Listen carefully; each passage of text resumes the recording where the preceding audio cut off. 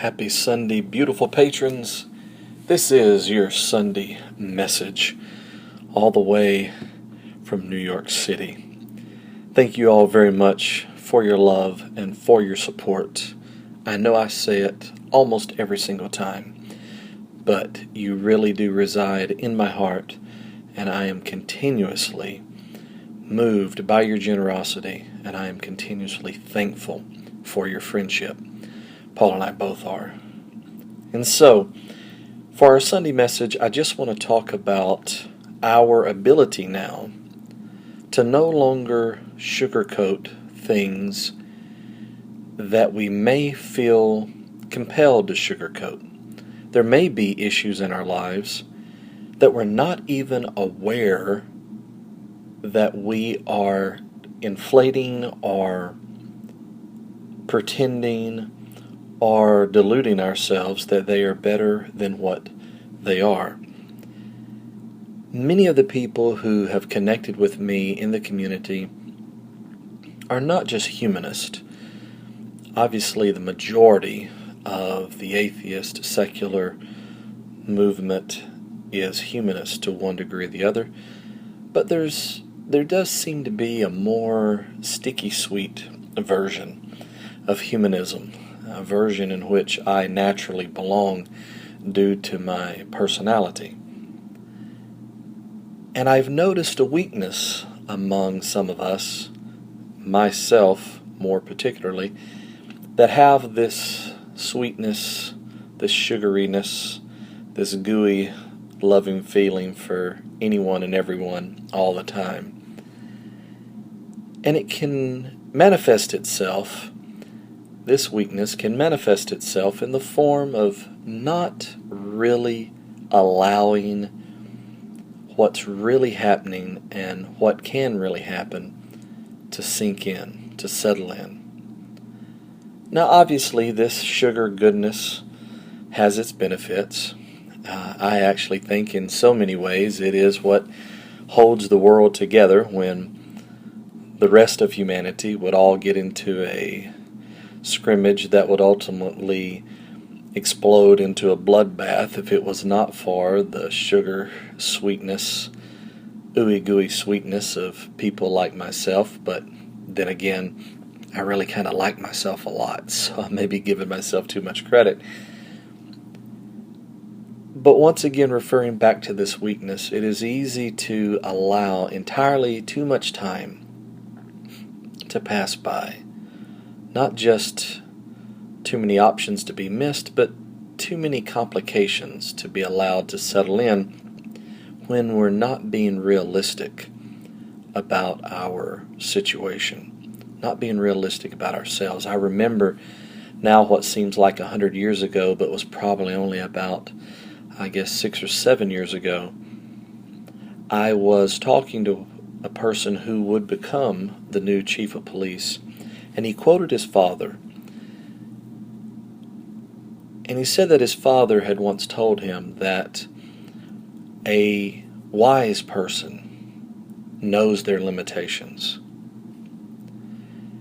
And there was something about the setting. We were standing outside of City Hall. It was a beautiful, completely crystal clear blue sky.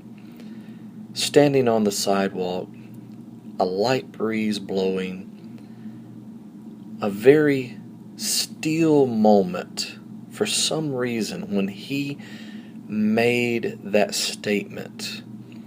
The moment became very, very still for me, and it seemed as if it paused just long enough for what may have been meant to be casual words to actually sink in. And I felt like, though he did not mean to, that he was actually speaking to me about me, and that I needed to know my limitations. Now that we are free from superstition, now that we no longer depend on supernaturalism, now that we have graduated from our religions, do we not owe it to ourselves, even sometimes in spite of ourselves, in spite of our sticky, gooey, lovey-doveyness, to embrace a somewhat harsher form of reality? Not just about ourselves, because it is a wise person who understands their own limitations, but also in understanding limitations, you may, for the first time, truly see and embrace and utilize your abilities to their fullest.